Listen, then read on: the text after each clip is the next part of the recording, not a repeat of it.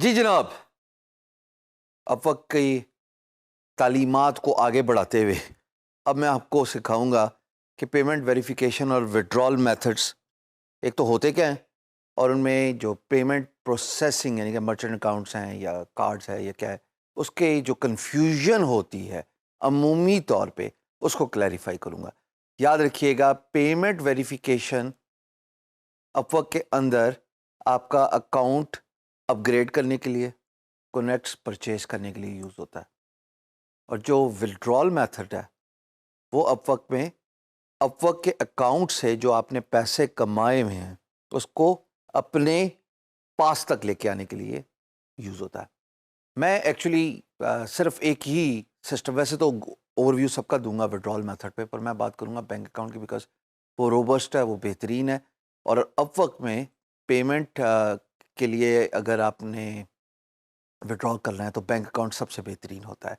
अच्छा जी, जो वेरिफिकेशन का प्रोसेस है उसमें जो पेमेंट मेथड यूज़ होता है उसको अगर मैं आपको स्क्रीन में दिखा दूं तो आपको ज़्यादा अच्छी समझ लग जाएगी। नहीं तो फिर आओ स्क्रीन पे देखते हैं।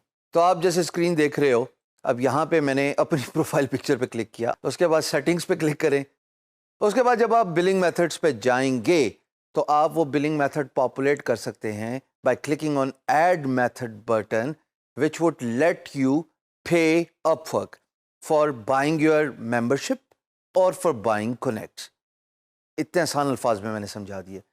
आपने अगर Upwork को पैसे देने हैं तो बिलिंग मेथड ऐड करना पड़ेगा, और वो तरीकाकार या तो क्रेडिट होता है या डेबिट होता है, तीसरा कोई तरीकाकार नहीं है।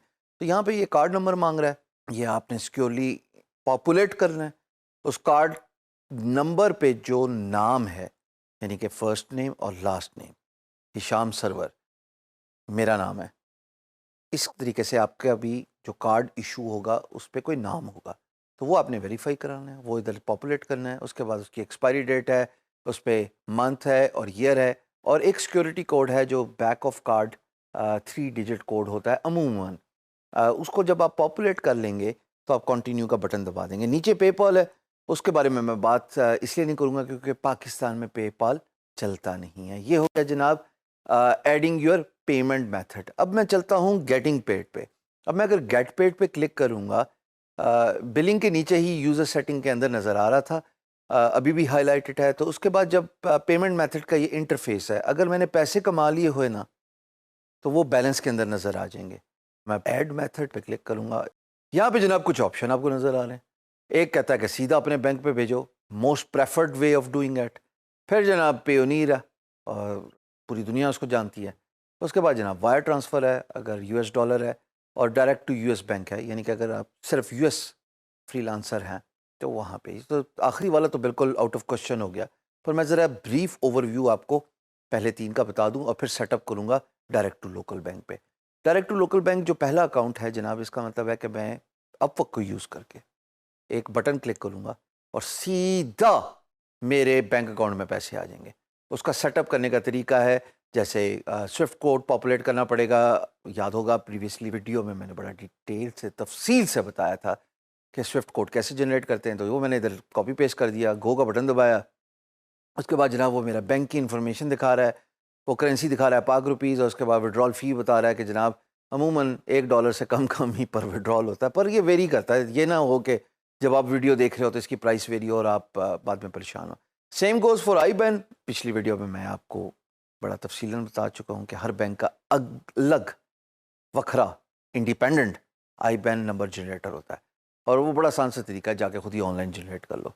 उसके बाद मेरी इन्फॉर्मेशन है, जो बैंक पे मेरा नाम होगा, पहला आखिरी, ब्रांच का नाम, ब्रांच का पता, मेरी डेट ऑफ बर्थ, मेरा अकाउंट टाइप क्या है, पर्सनल है कंपनी है, और फिर पोस्ट कोड है, उसके बाद नेम ऑन अकाउंट है, एंड अगेन वही सारी इन्फॉर्मेशन जो हर टिपिकल बैंक की होती है और ये हर एक को पता है।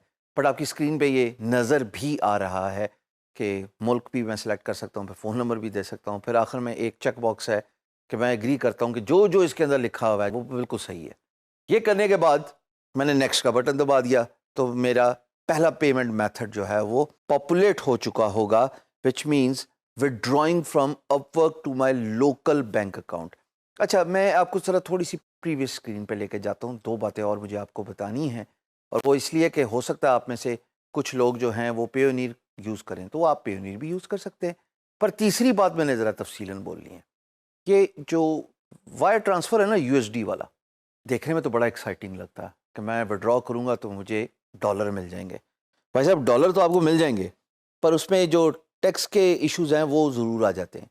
इसीलिए मैं रेकमेंड करूँगा 99.99% के डायरेक्ट टू लोकल बैंक, जो कि सबसे ऊपर वाला फीचर है, वो यूज़ करना। एक तो वो ईजी टू सेटअप है, और दूसरा कल जब आपने टैक्स रिटर्न देने हैं, जो कि टाइटी तो वैसे ही टैक्स एग्जम्प्टेड है आपकी फॉरेन रेमिटेंस, पर जब आप पाक रुपीज़ में जनरेट कर रहे हैं, अपने लोकल बैंक में पैसे लेके आ रहे हैं, तो आपके लिए एक बड़ा आसान सा वन स्टेप सिस्टम बन जाएगा अपनी रिटर्न फाइल करने में। और दूसरा, पैसे भी बड़ी आराम से आ जाते होते हैं। It varies from bank to bank by the way. किसी बैंक में 1 दिन में आ जाते हैं, किसी बैंक में 2 दिन में आते हैं, किसी बैंक में कुछ चंद घंटों में आ जाते हैं। Direct to local bank is my preferred way of doing it, and I would suggest you to do it as well. एक सेकंड जाने से पहले एक ज़रूरी बात, एक इंपॉर्टेंट टिप, बहुत ज़रूरी है।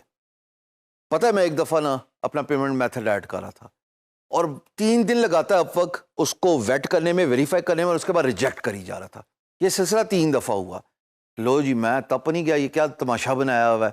फिर मुझे पता लगा, किसी सियाने बंदे ने मुझे बताया, तो मैं आपको पहले बता रहा हूँ कि अकाउंट टाइटल और अपवर्क का नाम एक होना चाहिए। ये नहीं हो सकता कि आप जनाब अब्बा जी का नाम यूज़ करें अकाउंट टाइटल पे, और अपना नाम आप भूलें ना और वही लिखें। अपवर्क 3 दिन लेगा और उसके बाद रिजेक्ट कर देगा। So it has to match the title name and your name.